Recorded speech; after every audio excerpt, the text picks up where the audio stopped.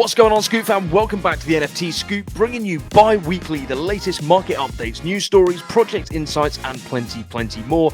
Today we've got a lot of ground to cover. We're going to be looking at a potential new Bored Ape Yacht Club collection just around the corner, as well as looking into Do Kwon. Is he on the run or isn't he? Also, we'll be investigating the battle between ENS and Godaddy, and finally a new NFT platform involving Tiger Woods and Tom Brady. Plenty to go over today, so make sure you stick around. But before we get stuck in, you know what would be really useful would be if you could give this video a like and hit that bell so you subscribe to the channel and make sure you don't miss any content from the NFT Scoop. Myself and Barbell are dropping videos on here twice a week, but if you want extended content earlier than anyone else, make sure you subscribe to the NFT Scoop newsletter, dropping into your inbox totally free of charge twice a week with the whole scoop. But now we got that out of the way, let's dive in to today's episode.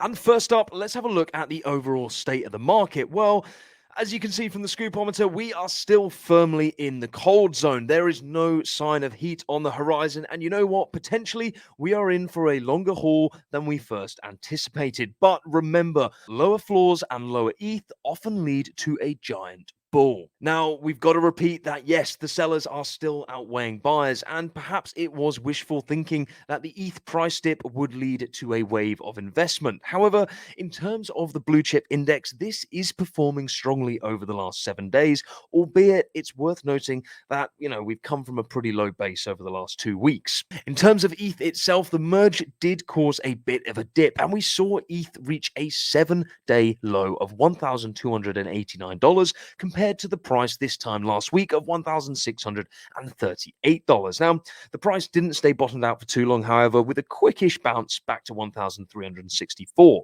Bitcoin, on the other hand, has had a pretty tricky 24 hours, but it is nothing out of the ordinary that we haven't seen before. A one-day snapshot shows an almost horseshoe perfect letter U in terms of price changes. Now, hopefully, once it passes back above the 20k mark, it won't witness these lows again. Price is currently sitting at $19,149.88. And into the scoops of the week. First up, ETH.link has been restored as a legal battle ends. Now, this is a legal story with an actual ending. Who would have thought it? Now, in a tense affair that has concluded, the battle was between the company that created the Ethereum name service, ENS, and Godaddy. The feud was over True Names Limited, that's the creator of ENS, alleging that Godaddy had incorrectly told ETH.link members that the address registration had expired and the rights to the domain had been sold before it was available for repurchase. The link was a precious treasure for the company, as the function allowed users without Web3-enabled browsers to access ETH addresses, of which there have been 2 million registrations as of last month. The US District Court for the District of Arizona was the home for this matter, and to the delight of ENS domains, they took to their Twitter to share that they are back online following a successful injunction. They tweeted, "We are delighted to report that ETH.link is now back online. Our injunction was successful and the name has been returned to us. Users are welcome to resume using the service or keep using the excellent community-run alternative ETH.limo." Next up, is there a new Yuga Labs ape collection on the horizon?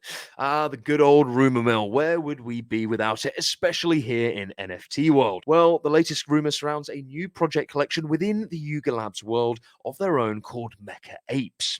According to reports, this new collection aims to raise $50 million. It was never going to be a non-profit, was it? Anyway, based on a leaked pitch deck, the new project may be related to the other side metaverse. A lot of unanswered questions we know, and Yuga tend to keep plans very secretive. However, this one was staring at us in black and white right from the start in their roadmap, which has already hit certain milestones such as ape token launch, the land sale itself, and the coda reveal. Now, Gaga, one of Yuga's co-founders, shot down the rumor as fake news, but we have all heard that one before. Worth keeping your eyes peeled over this one, as there may very well be a nice new entry point into the Yuga Labs ecosystem before too long. What about Do Kwon? He's on the run, right? Or is he? Well, remember the crypto queen on the run? We have a new runaway drama on our hands in the form of Do Kwon. In case you weren't aware, Do Kwon was Terraform Labs co-founder, which suffered a $40 billion wipeout in May this year. The wipeout came from UST and cryptocurrency Luna collapsing. From a government perspective, South Korean prosecutors have said that Do Kwon is obviously on the run and asked Interpol to issue a red notice. Further, they state that Kwon was not cooperating with the investigation and told them through his lawyer last month that he has no intention to appear for questioning. Do Kwon's stance, however, claimed that he was not on the run from any government agency and took to his Twitter to state, quote, "We are in full cooperation and we don't have anything to hide," end quote. Now, the initial story behind this supposed he said, she said fiasco is that South Korean prosecutors have accused Kwon of financial fraud, and we could be looking at another legal battle. In true DGen style, however, Kwon had to have a laugh, lowering the seriousness of the situation by taking to Twitter to say, "To be honest, I haven't gone running in a while, need to cut some calories." Fair play, though, fair play. And finally, there is a new NFT platform involving Tiger Woods and Tom Brady. Autograph is the Web3 company co-founded by Tom Brady, in which Tiger Woods is a board advisor. Announced on the 19th of September 2022, a deal with the PGA Tour that will last to 2027 to create an NFT platform that will allow fans and investors to own a piece of its history. The two will be working together to create a digital collectibles platform that will dive into the archives, obtaining tour competition video, data, imagery, and other competition-related components. Now, golf fans and general investors, for that matter, will have the opportunity to own and collect NFTs featuring the best tour golfers, as well as some of their favorite moments from the archives to the present day. Big ambitions from the pair here. Will be fascinating to keep our eyes on this one.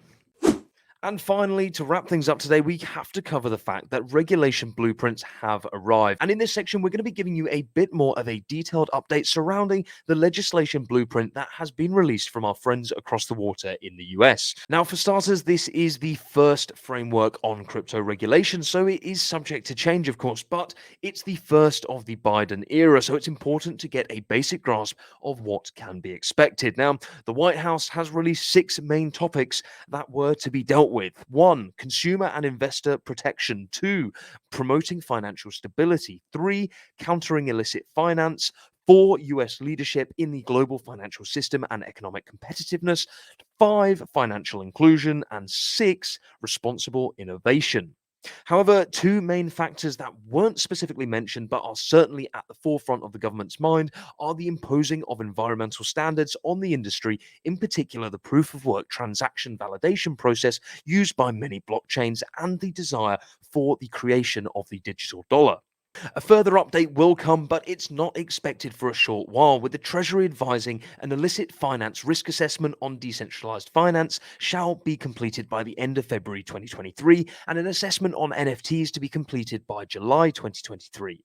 In terms of environmental standards, we're all aware that Ethereum has recently moved over to proof of stake and has had some really positive reactions with regards to its eco-friendly nature. So it'll be interesting to see how Bitcoin follows and how the government will advise accordingly. One of the most important considerations for the government is, of course, the protection of their people. The Treasury has specifically highlighted the safety of stablecoins and stated that they will work with financial institutions to bolster their capacity to identify and mitigate cyber vulnerabilities by sharing information and promoting a wide range of datasets and analytical tools. As always, the government will not leave themselves short. Provisions will be in place, so they will benefit as well. Unfortunately, this is all we have known for the majority of time in our decentralized world. We've witnessed a change in the form of legal cases and pressure from governments and lawmakers across the world to bolster regulation, increase protections, and generally stick their noses in it. Is this a good thing? Well, that's a debate for another day. Of course, we have enjoyed the freedom that this world has brought us, but we unfortunately witness more hacks and scams than ever before. Does this require an increase in legislation and regulation? It looks like that decision may in fact be taken out of our hands. And that's a wrap for today's NFT Scoop, guys. Thanks so much for tuning in. And if you haven't already, hit that like button, smash that subscribe bell, and join the thousands who subscribe to the NFT Scoop newsletter, dropping into your inbox twice a week with extended content, project insights, a sprinkle of alpha, and plenty more. Till next time.